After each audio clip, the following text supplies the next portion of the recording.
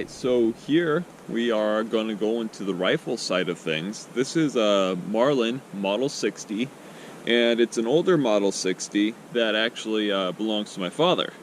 And it's this one's interesting because you can tell based on the newer ones, this has a slightly darker varnished stock. More of the pieces on it are metal as opposed to plastic. It does have a plastic trigger guard, but more of the pieces on these older Marlins are metal than on the newer ones. This points really well. I haven't had a whole lot of experience with this gun, so we'll have to see how our group turns out today. But I know my father's been shooting this for a long time. It's one of his older guns, and yeah, I thought I'd show it today, just as an example of something a lot of people probably have in their homes. Other than like a 1022, this is one of those old contenders. So let's load it up and get a group with it. These guys going down in there. I'm gonna put in 7, just so I have a couple test shots. Like I said, I haven't used this rifle a whole lot, and then we'll shoot the other 5 at the target. Alright, so we got our top target and our bottom target all pasted up so the previous holes are covered. You guys know the drill by now. We're going to do the role play, we're going to do the firing, and then we're going to talk about it.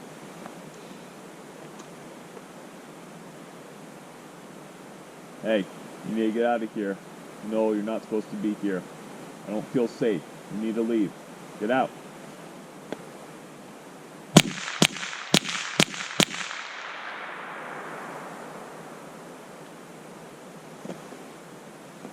Alright, empty.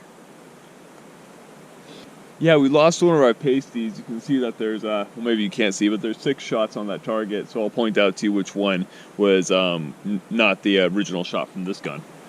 But yeah, it's, it's interesting, because 7 yards with a rifle, it's really no contest to hit that target, especially if you're able to get down on the sights. I'm having a little bit of a hard time really getting down on that sight with my ear pro the way it is. But obviously in this type of situation you probably won't be wearing glasses and ear pro. You'll probably just have your ears ringing by the end of it. But yeah, much easier to control if you were going for a headshot.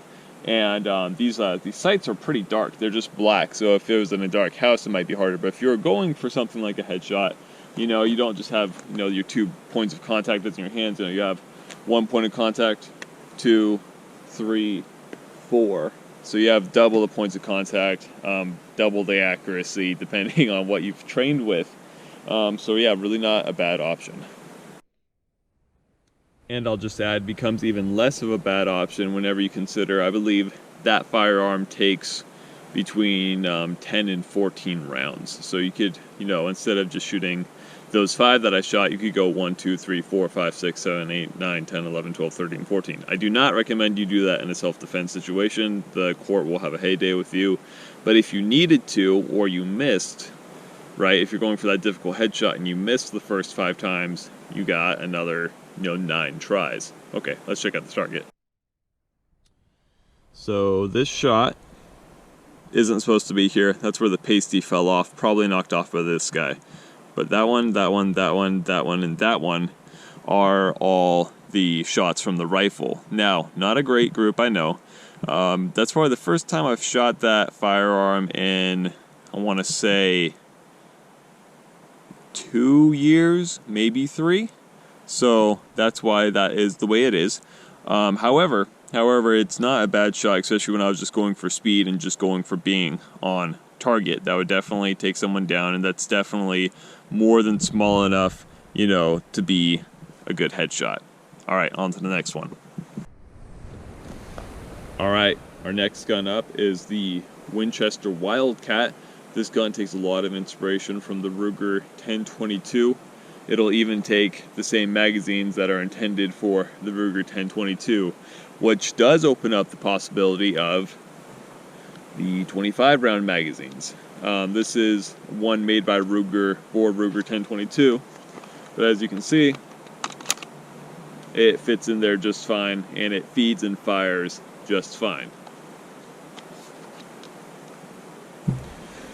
So that kind of ups the ante a little bit. Those magazines are not allowed in every state.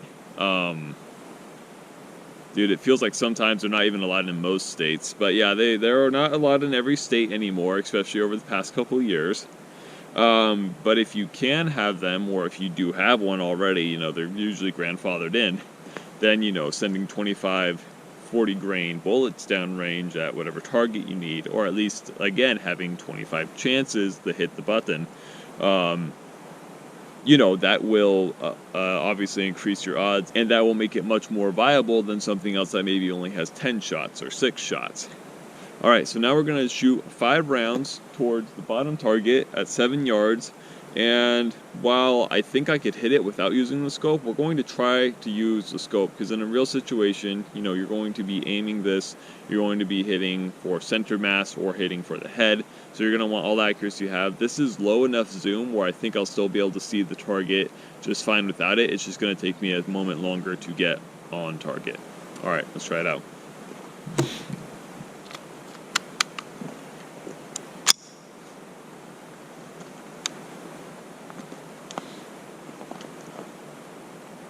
Hey, I don't feel safe. Get out of here now. No.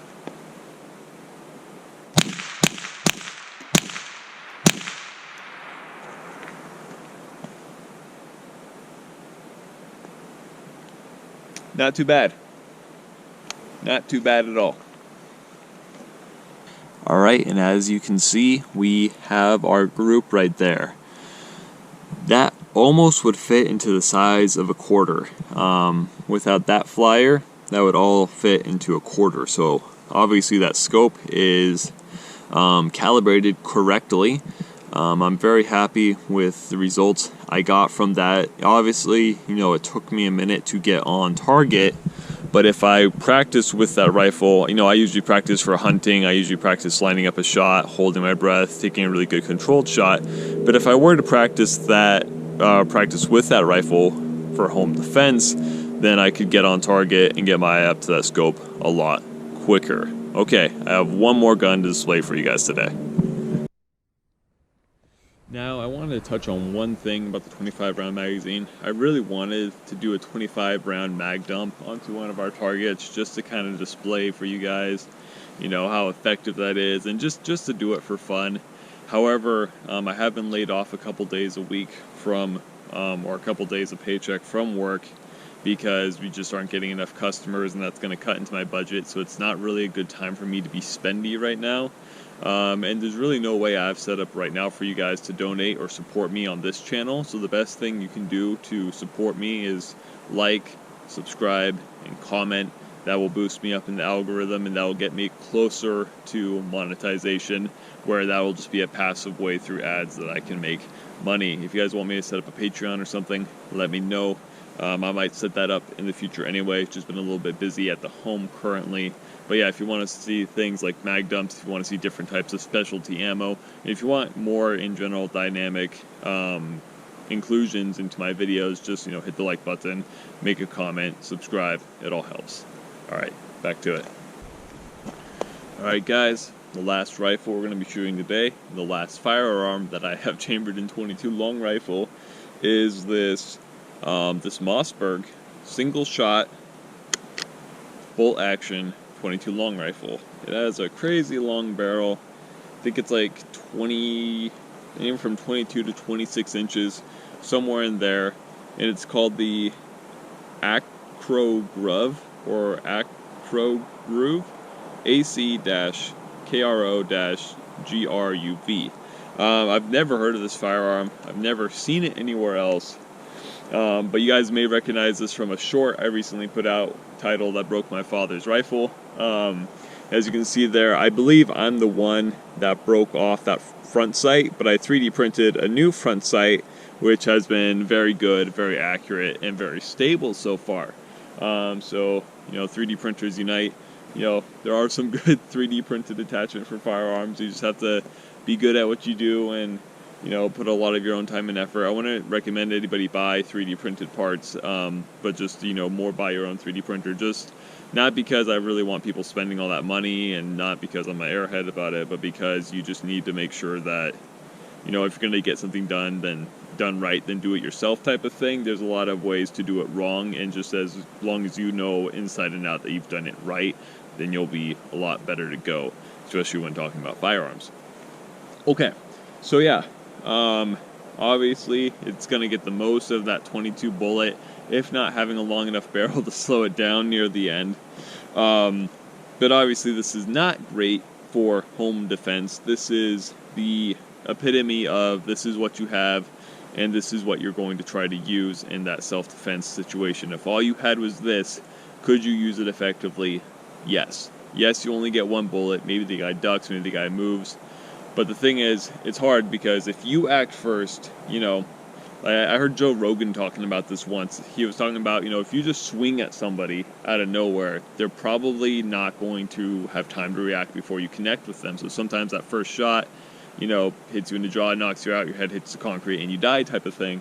You know, as civilians, as, you know, law-abiding citizens, we almost never get that opportunity to make that first move unless we can very clearly see, you know, let's say someone just draws a knife out of their pocket and then looks back up at you instead of, you know, just straight out bum rushing you. That could be enough potentially to start firing. So I'm going to show you guys this. I'm going to shoot a couple rounds through it off camera, get familiar with this firearm, and then I'm going to have 5 rounds in my right pocket. I'm going to load and shoot these as fast as I can, again at the bottom target. Alright, let's get into it. Alright, let's try this. One thing I did just discover is that it has a safety feature that every time you pull the slide back, it activates the safety. So I'll just have to keep that in mind for each shot, or else potentially lose out on some time.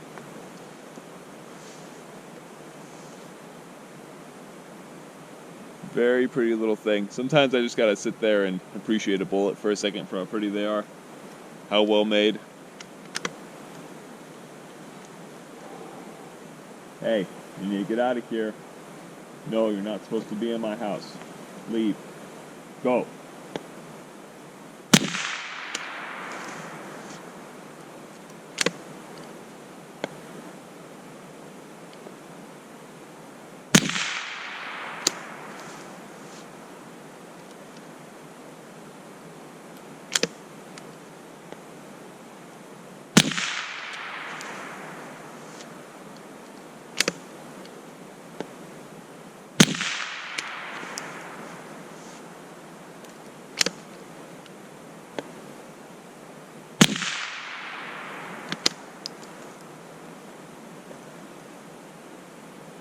It is what it is.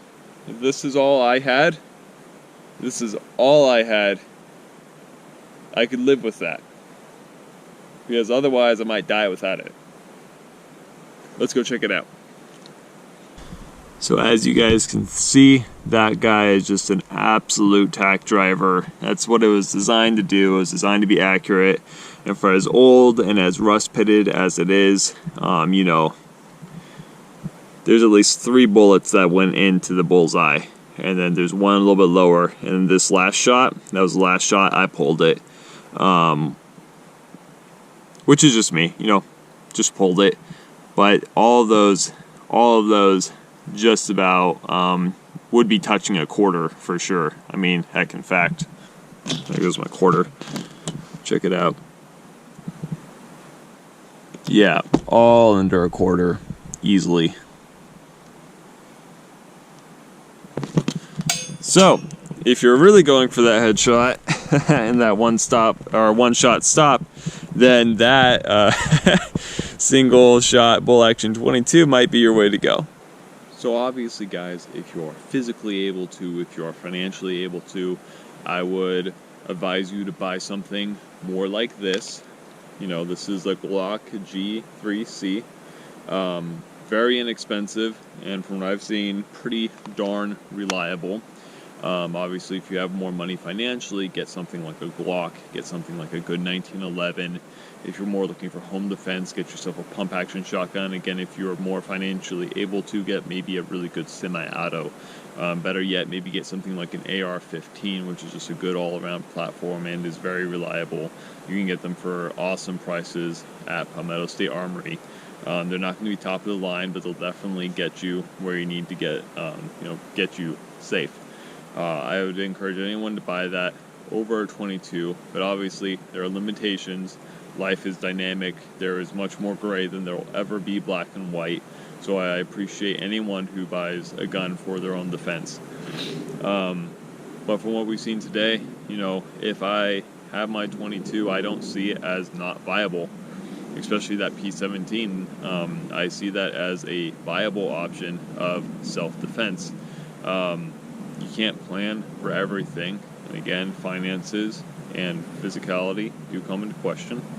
But I believe that 22s are just kind of an amazing caliber for how diverse they are. And I don't think their diversity stops at self-defense. So thank you guys all for watching this video today. I hope I can cobble this into a good presentation. I hope that everything was in frame. Remember to comment what you want us to paint our single shot shotgun. Remember to comment what pattern and what color, and you'll be kind of added to a raffle. We'll draw it out at the end, and we'll pick whoever has the comment that gets picked. I'm sorry guys, I know I've said it once, I'll say it again. When the sun's right on me, I get all scatterbrained. So thank you guys so much. We're at above 250 subscribers. We're a quarter of the way to getting monetized. Very, very exciting.